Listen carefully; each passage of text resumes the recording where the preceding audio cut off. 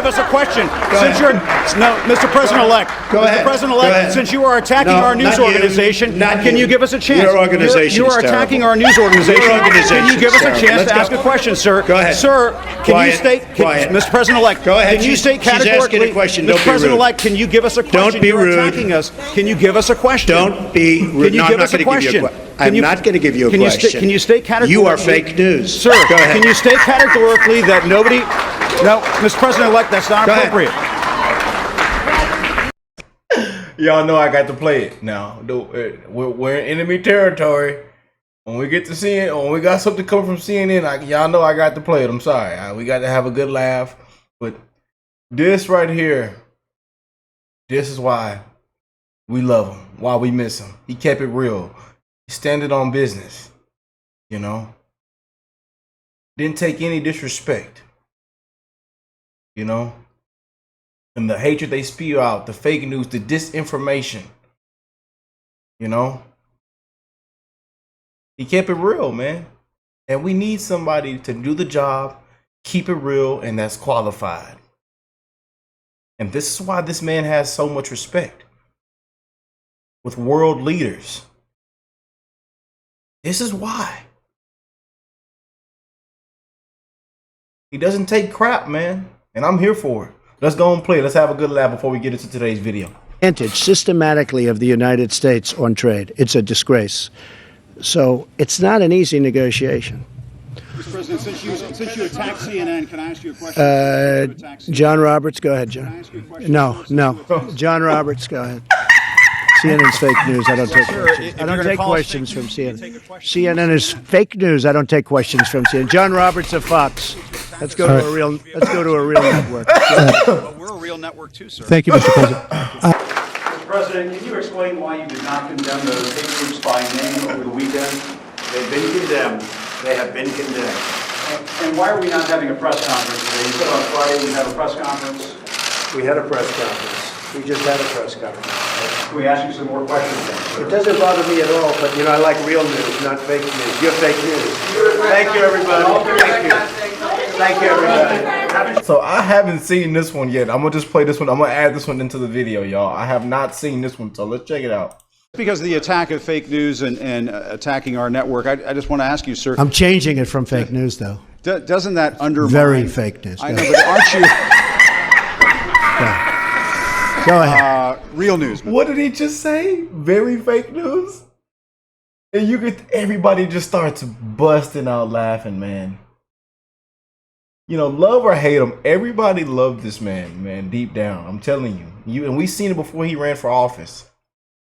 And as much hate as they spew out, I'm telling you, man, deep down in that Trump deranged soul, they have a inch a bit of love left, man. Unless the mainstream media and the fake news really got them, you know, and they took those statements and comments to heart. Just because of the attack of fake news and attacking our network, I just want to ask you, sir. I'm changing it from fake news, though. Doesn't that undermine... Very fake news. I know, but aren't you...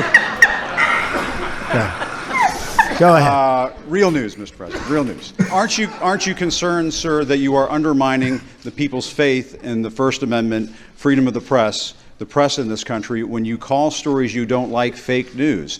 Why not just say it's a story I don't like? When you call it fake news, you're undermining confidence in our news media. Here's the thing. Isn't that important? I understand what and you're right about that, except this.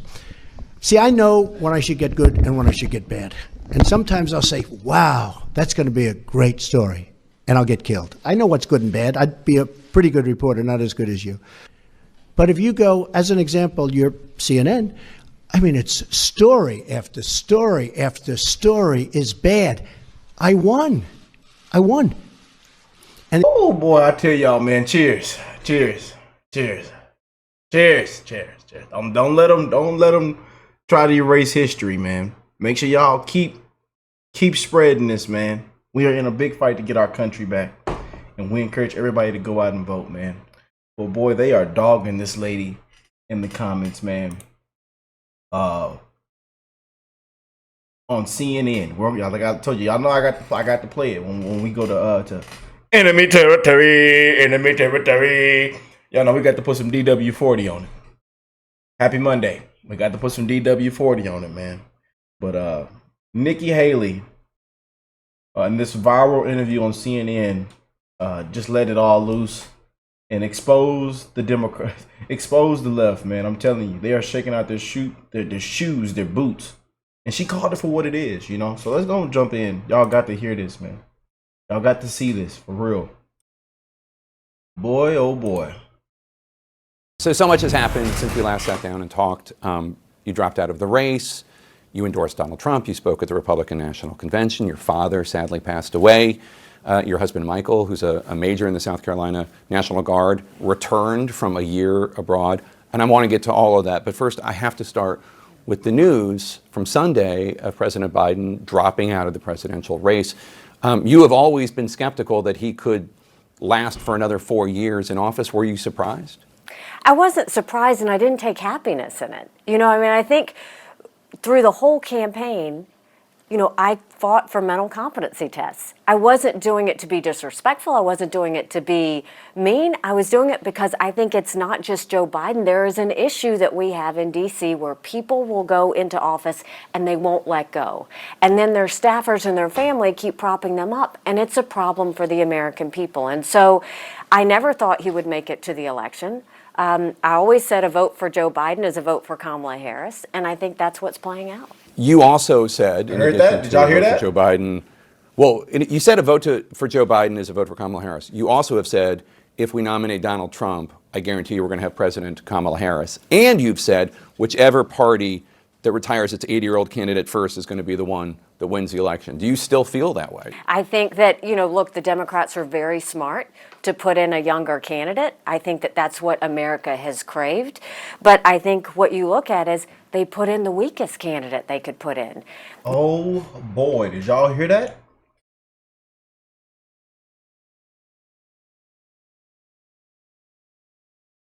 They put in the weakest candidate. That was it came out of her mouth. There it is. And I'm pretty sure everybody knows DEI didn't earn it. Not qualified, unqualified. You look at the fact that Kamala, I mean, she had one job. That was to deal with illegal immigration and the border. She didn't do it. She was the most progressive senator that we had next to Bernie Sanders. You can see it playing out, whether it's the fact that she didn't show up at Bibi's speech yesterday, whether it's the fact that she pushed for all this government spending, whether it's the fact that when she was in California, the most liberal state, there was no tax she didn't propose. There was nothing that she didn't want to see. All of the things she's doing, from not wanting fracking to not wanting oil drilling, all of these things are incredibly liberal. And she is much more progressive than Joe Biden ever was.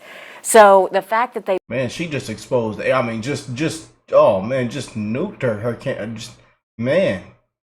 just tore her up live on air on CNN. And again, if you read these comments, they are dogging Nikki Haley, man. They are upset that this went viral. Boy. Because it's the truth, man. And you know, like they say, 90% of people don't want to hear the truth, or they could care less for the truth. But hey, as we're recording right now, I want to tell you guys I love you, man. I know I probably didn't say it in this video, and y'all know I got to say it. I love you. And I'm wishing the best in you guys' life, man. You never know what somebody's going through. Millions and millions of people right now are struggling, dying, have died. We're living in the most craziest, darkest, disgraceful, sick, woke times. And as you can see, everything woke has turned to, you know, and now their last hope is pulling the identity politics, gender, the race card. You know, that's their last hope, man, to pull things in. And who knows what they try to do this upcoming. They're gonna try to rig it up. We're gonna help her as the best as we can to get across the finish line. You know, And as you can see, the media, the way they've started doing AI edited polls to make it seem like she's clearing boards in key states, swing states. Boy, it is disgusting what they're doing now, man. In this whole honeymoon stage. But it's all coming to an end. And I'm glad a lot of people are speaking out, man. A lot of people, even like never Trumpers, registered Democrats, that are just not going for this, man. You know, they're not going for this. And like we said, they need a better, stronger candidate. You know? And I would be happy to support that. A better, stronger candidate. But this lady, just same policies, different face. Policies that put America last. They put in Kamala Harris. Kudos for putting in someone younger. The fact that you put in one of the most liberal politicians you probably could have put in, it's going to be an issue. One of the things that Republican y'all listen up. congressional leaders have had to tell their members is to not attack her on the basis of her gender or her race, to go after her on policy issues, as you just did. We've heard members of Congress call her DEI hire, suggesting that she's an affirmative action pick. How do you respond to that? It's not helpful. It's not helpful. Look, I mean, we're talking about a liberal senator who literally has not accomplished very much. And what she was given, she didn't do much with. Keep it real. You don't need to talk about what she looks like or what gender she is to talk about that. The American people are smarter than that. Amen. Amen. We are smarter than that, y'all. But we know there's some people out there that are just completely out of touch, clueless, don't know anything what's going on about any policy, any issues, and then still be the same ones complaining about struggling, about their paycheck, about taxes, about going to the gas pump. A bag of oranges is $25. Yeah. $30 for a pound of bananas. Yeah. Same people that be complaining. But say, oh, she's a black woman, huh? She's a black and a woman? Oh, I think she needs to be in there. Yeah.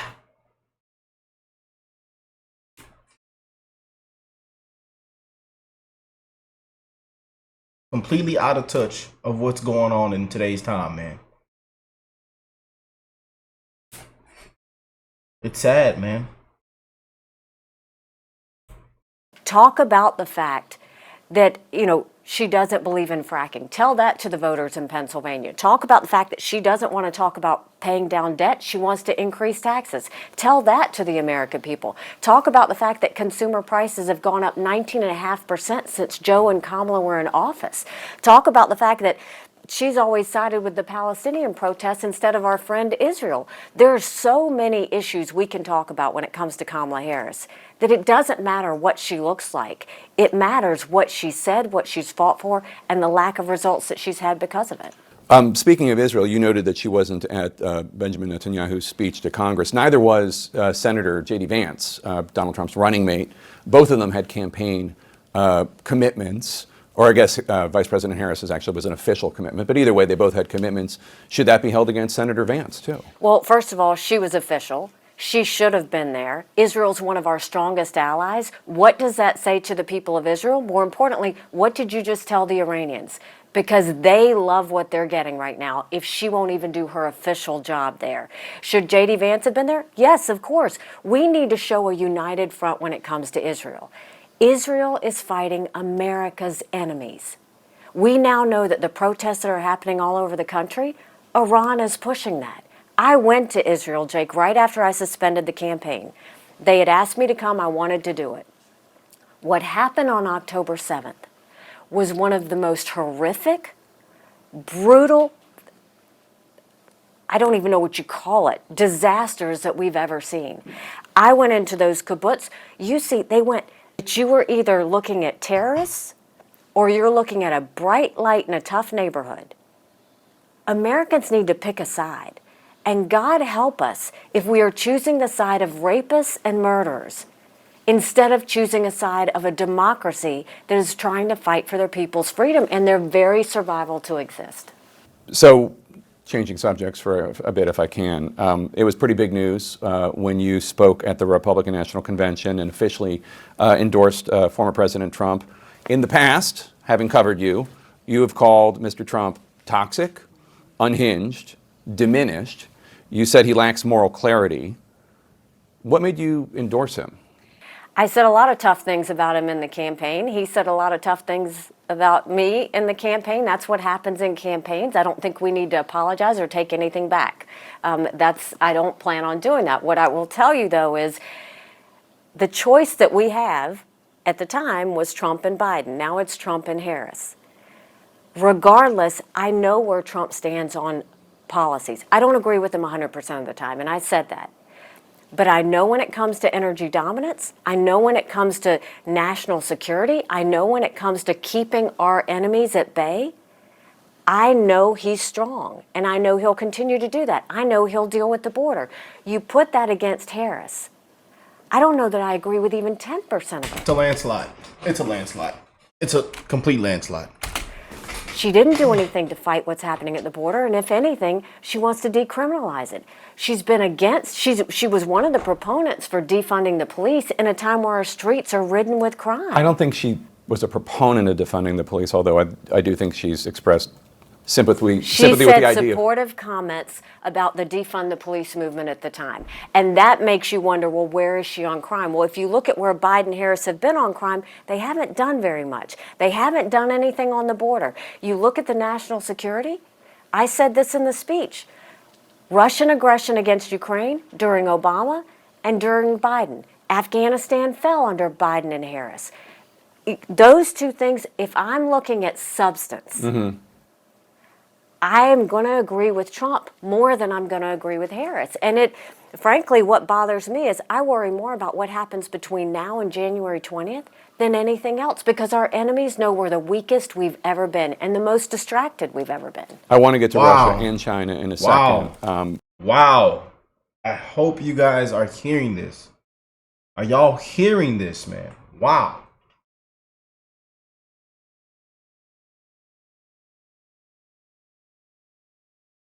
You know, I know some people feel this and this way about Nikki, but salute to Nikki Haley, man.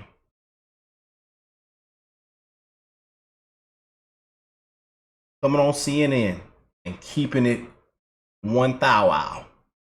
Real. No sugarcoating it. Y'all know how we do it, man.